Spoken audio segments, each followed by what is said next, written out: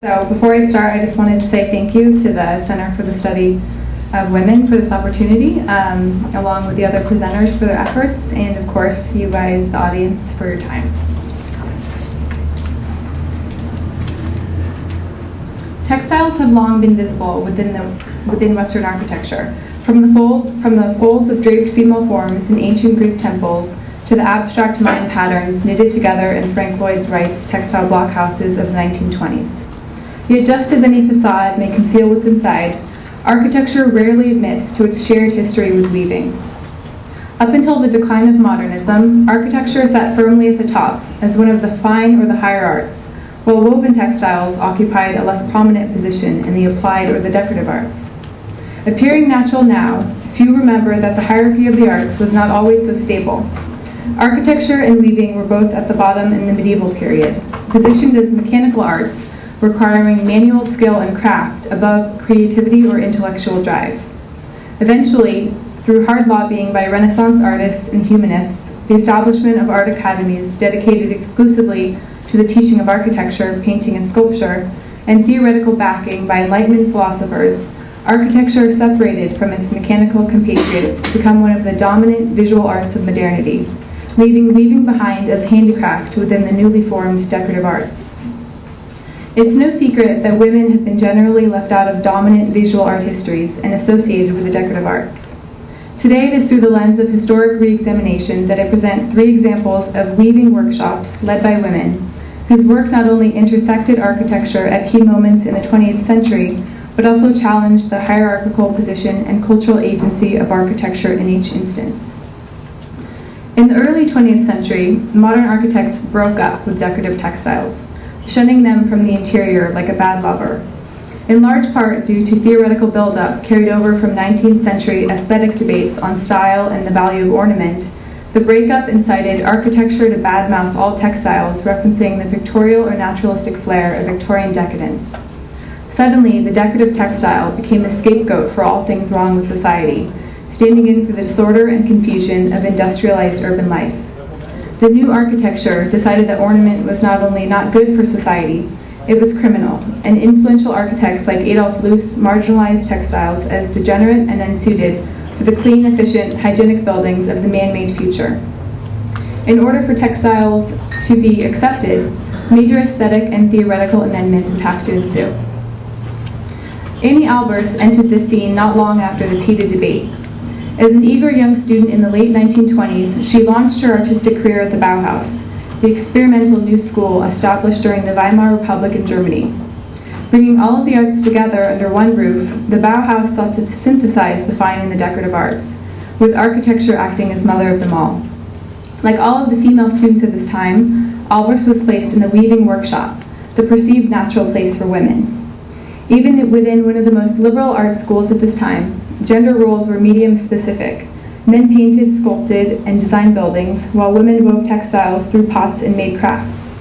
This paradox, democratization of the arts without democratization of artists, led many Bauhaus women to become accomplished weavers because of and despite restrictions.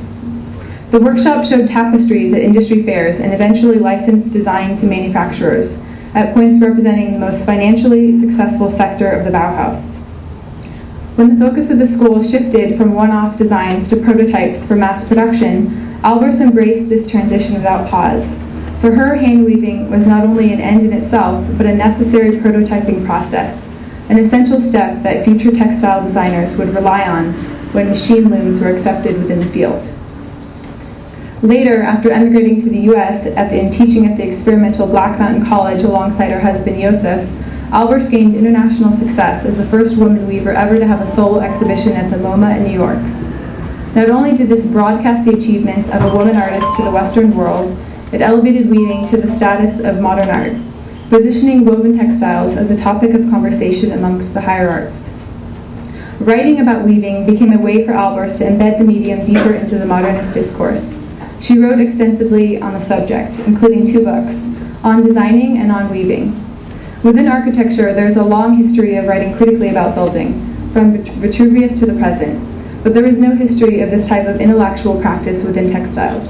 Weaving as craft had been ideologically excluded as an art that could evoke meaningful experience, and writing from within the field had been limited to the passing on of patterns rather than theoretical inquiry. Like other high art practices at mid-century, Albers wrote about her experiments at the loom to construct a theory just for weaving, inventing the vocabulary unique to the structures, process, and experience that viewing textiles could produce.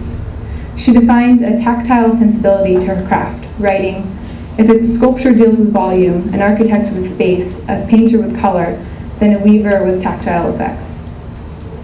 Rejecting an ideology that maintained weaving as gendered craft, only serving as architecture's handmaiden, Albers set up the parameters for a proto-discipline to form, in which weaving would be considered an independent yet vital field for architecture. Her work, writing, and teaching influenced multiple generations of textile designers, which still can be felt today. Where Albers set up the conceptual framework for textiles to engage with modern architecture in the pre-war period, Florence Knoll commodified ideas of modernism through textiles in the post-war period.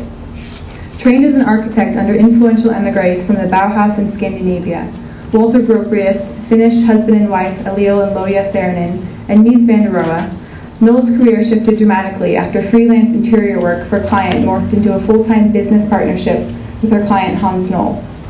After marrying and investing in his small-scale furniture company, the architect developed the furniture line through key commissions from her network of established architectural colleagues and up-and-coming designers, turning into a full-scale modern design and planning company. Against the backdrop of American optimism and a belief that good design could make positive changes in people's lives, every corporate client who could afford it wanted the Knoll look, a sleek, sophisticated interior that visually represented the speed, strength, and technological innovation that American companies strove to embody in business in the post-war period. Upon finding no suitable fabrics on the market, Knoll set up her own textile division within the company, again hiring leading architects, weavers, and graphic artists such as Herbert Matter, Alexander Girard, Ray Ames, and Annie Albers to design unique fabrics that address this need. Bold, colorful weaves and prints using new fibers such as rayons and plastics came out of this creative hotbed, surpassing utilitarian requirements to receive widespread recognition in architectural circles and museum exhibitions. Upholstered furniture and drapery were two components to the Knoll look that became focal points within projects. Success depended upon mass-produced items that could be easily plugged into interiors like a kit of parts. Knoll used textiles as a crucial communicator between elements. Color and texture could be repeated on a sofa seat or a sheer curtain to create a visual rhythm, without disrupting the smooth, clean lines of a modern interior. In the decade and a half in which Florence was the active creative director of the company, the textile division flourished as an artistic think tank, multiple disciplines working alongside each other to take one material to the highest level of aesthetic complexity, structural integrity, and performance. She advanced the commercial market for textiles at a critical stage within the American post-war architecture, facilitating the reproduction of modern architecture on a grand scale by first styling the materials, then the client, to produce modern architecture as an influential tastemaker, defying ideology that had separated women from technology, production, and success outside the domestic realm. Moving into the present, the current work of Dutch textile designer Petra Blasse critically engages with the vocabulary of modern architecture, so much so that critics do not know what to call her. Many have drawn links between her practice and that of early 20th century textile designers like Lily Reich of the Bauhaus, as she frequently collaborates with star architects like Rem Koolhaas, as did Reich with Mies van der Rohe. But unlike her predecessors, who worked hard to develop terrain for the critical reception of textiles within the architectural community, Blasse's non-specific surfaces work even harder to problematize this terrain. Her firm, Inside Outside, gets involved on projects as early as do the architects and the structural engineers. Architects often seek her out to join forces, and she is best known for her large-scale, site-specific curtains and intricate and complex textured walls that are neither truly curtains nor exactly walls. In one of the most significant contemporary projects of our time, the Seattle Public Library, Blasse was brought in to consult on all of the horizontal and vertical surfaces within the interior, solving not only functional problems like seating, circulation, acoustics, and lighting, but addressing intangibles like mood and atmosphere. For the single non-structural vertical element designed by her team, Blasse designed a massive S-shaped curtain that wrapped around the interior auditorium like a living, breathing sculptural wall. Her team developed a double-sided curtain that suppressed noise at multiple levels, with synthetic bear hairs on the exterior buffering everyday library noise, traffic, while vertical striped fins on the inside addressed theatrical concerns.